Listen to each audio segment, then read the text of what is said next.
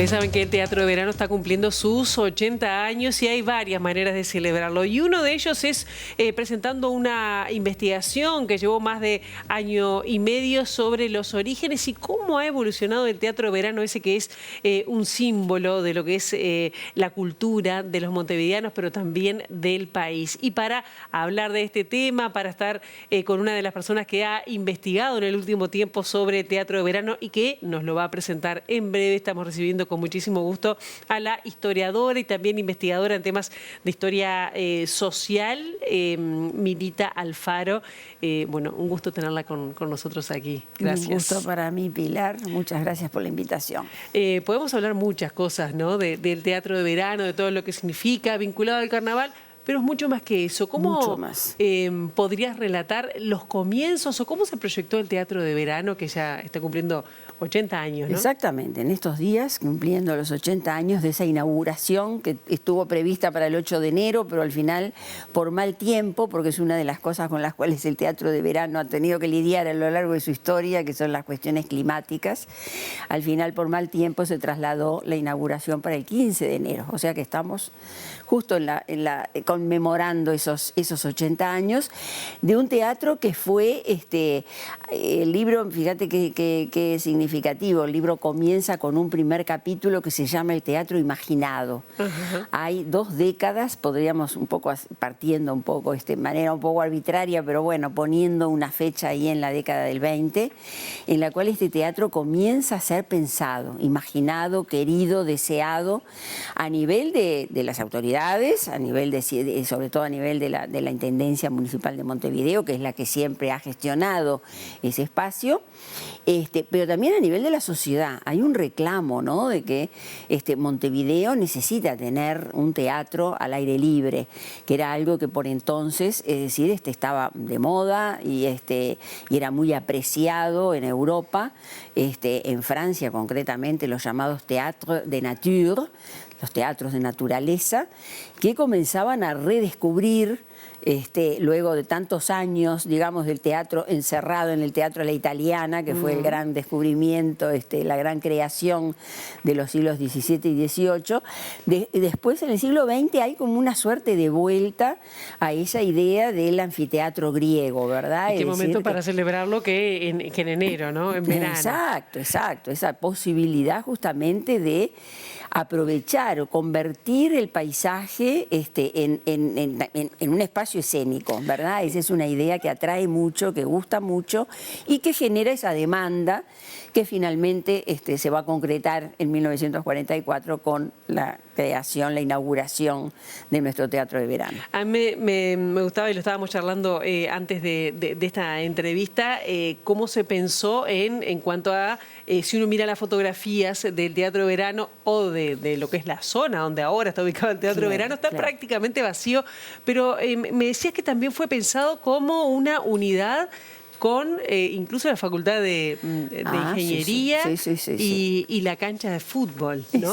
Exacto, porque hay esa cosa, esa tríada helénica, digamos, de la ciencia, el arte y el deporte, y entonces en una sociedad que proyecta mucho, que de alguna manera construye para el futuro, ¿verdad? Entonces uno lee la documentación de época, sobre todo a nivel de prensa, justamente una cantidad de artículos, por ejemplo, en lo que fue en su momento aquel famoso suplemento hueco grabado del diario El Día, donde se dedican ejemplares, donde justamente se proyecta o se imagina la significación que va a tener ese espacio que une de alguna manera la ciencia a través de la Facultad de Ingeniería, el arte a través del Teatro de Verano y el deporte a través de lo que era en ese momento la cancha de Defensor, hoy de Defensor Sporting, bueno, es decir, y entonces, bueno, era como una especie de territorio, es decir, al que se le asignaba un valor simbólico muy importante, la ciudad helénica, Montevideo de alguna manera reproduciendo el modelo de Atenas.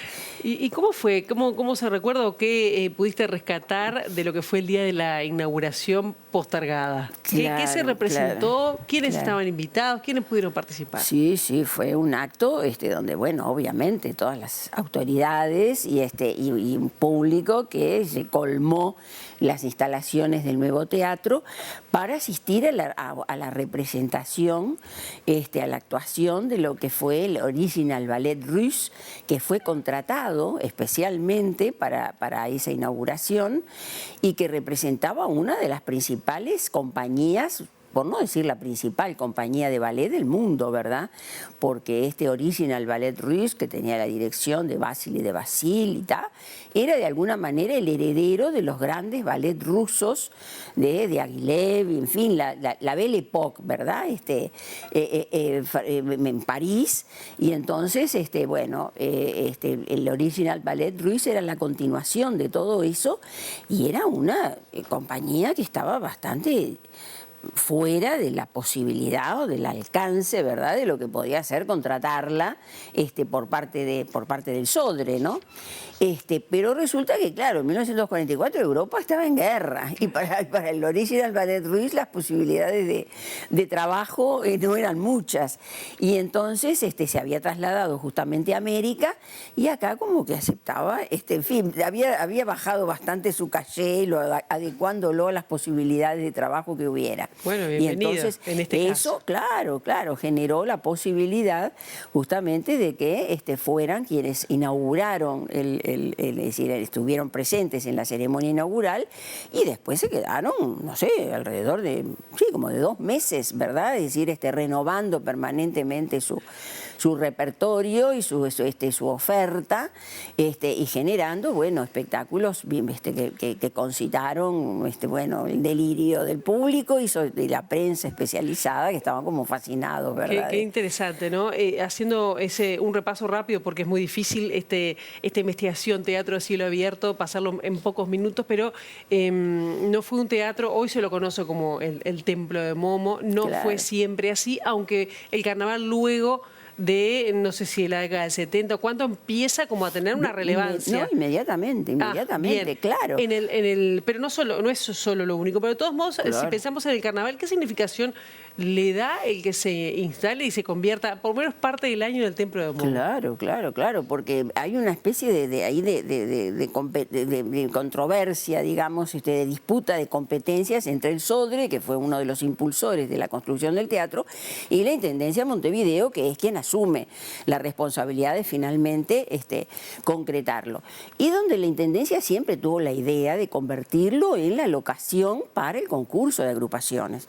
Eran momentos en que los premios del carnaval los pagaba la Intendencia de su presupuesto, entonces necesitaba recaudar.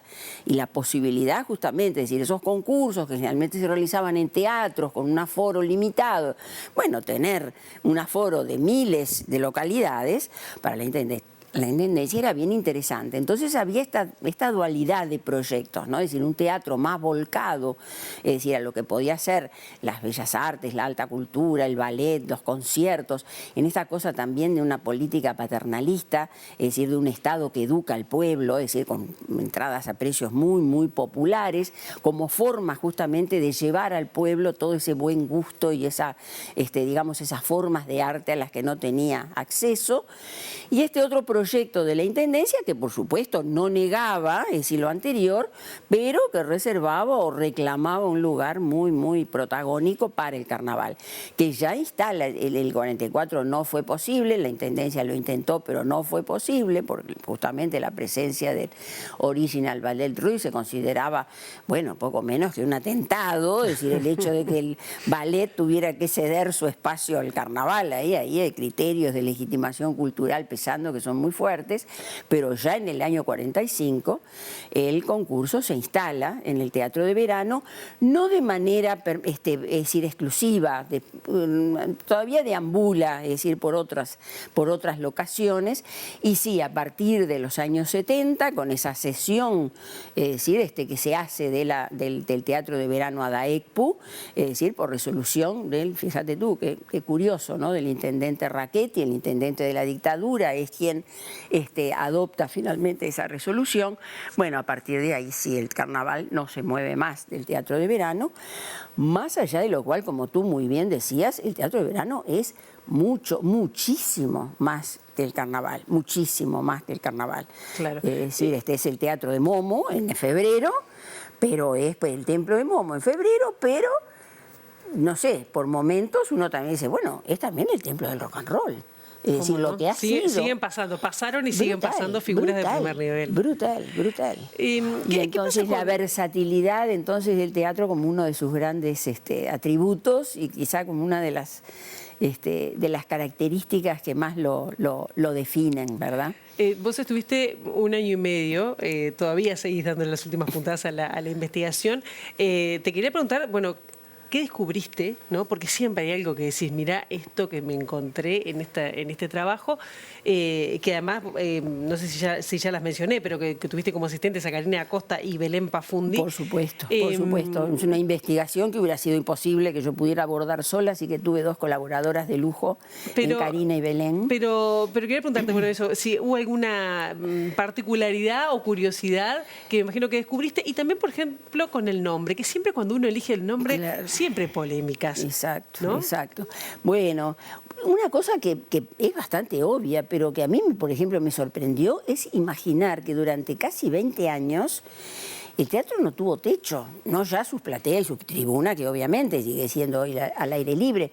El escenario en sí no tuvo techo. Entonces uno... se imagina, uno dice, bueno, pero entonces ¿qué era? Era una gran tarima, era una especie de tablado grandote. Es decir, en última instancia era eso, ¿no?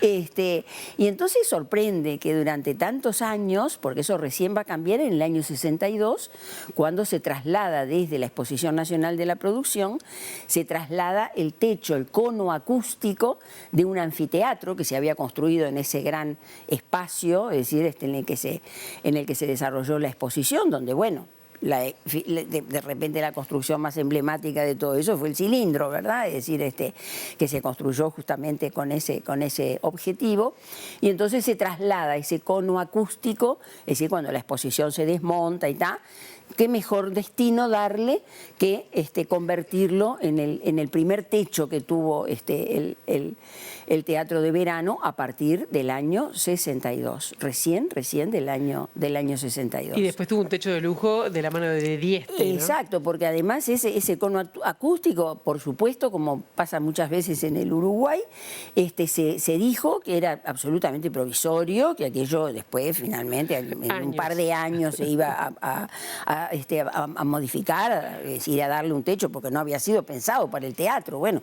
que se iba a construir un techo específico para el teatro y todo lo demás. Bueno, resulta que duró esa idea provisoria, llegó hasta principios de los 2000, en el cual, bueno, sí, el cono ya estaba, que no más allá de que fue refaccionado en varias oportunidades, ya no daba para más, y entonces se resolvió finalmente sustituirlo por la cúpula de ladrillo, y todo, que decir que no fue lo único, es decir, eso fue parte o quizá lo más visible de una reforma muy importante que se llevó adelante en esos años por parte del arquitecto Pascual, inspirado justamente en las técnicas de Eladio Dieste, ¿no? La curva catenaria de Eladio Dieste, que era toda una... en fin, es un ícono de Uruguay en lo que es la construcción. Por supuesto, además. sin lugar a dudas. Milita, ya tenemos que ir cerrando, y solo un comentario de tu parte de lo que va a ser, bueno, estos 80 años con esta investigación a cuestas, pero también celebrando un nuevo carnaval que ha sido tan cuestionado a veces en los últimos años. Y hablando de eso, un carnaval que siempre dice cosas, no es partidario, pero siempre se pone como del lado contestatario. ¿Esperás que siga así, que en este año preelectoral se mantenga de esa manera? Va a ser inevitable, ¿no? Va a ser inevitable, hay mucha tela para cortar, ha pasado muchas cosas en los últimos tiempos, y el carnaval siempre ha tenido, por supuesto que tiene un sentido político, quien lo cuestione, no entiende lo que es un hecho cultural, no hay hecho cultural que no esté atravesado por la política de una manera u otra, y mucho más el carnaval, que históricamente ha tenido justamente, es decir, uno de sus principales ingredientes es esta cosa cuestionadora del poder. El hecho de que sea un fenómeno político, por supuesto hay que aclarar, no es un fenómeno partidario, hay quienes lo ven así. En los últimos tiempos ha merecido muchas críticas en ese sentido. Yo que estudio el tema, en fin, tengo sobradísimas pruebas de que contrariamente a lo que se dice, el carnaval ha criticado al gobierno, sea del color que sea, a lo largo del tiempo, y sobre todo a partir de la murga. Si no lo hiciera ahí, así estaría negando su propia esencia. Y yo creo que este año, bueno, no va a ser la excepción. Creo que vamos a poder disfrutar arriba del tablado ese comentario de actualidad que traen las murgas y que es muy disfrutable, ¿verdad?, año a año. Bien, Emilita Alfaro, con este teatro a cielo abierto, que vamos a disfrutar un nuevo carnaval en breve, pero bueno, vamos a seguir viendo espectáculos de primer nivel. Gracias por estar aquí en MB Noticias y bueno, también por la investigación que tanto trabajo, y vamos a poder disfrutar en breve. Muchas gracias a ti, Pilar, y bueno, sí, con el libro espero prontito ya convertido ya en una realidad.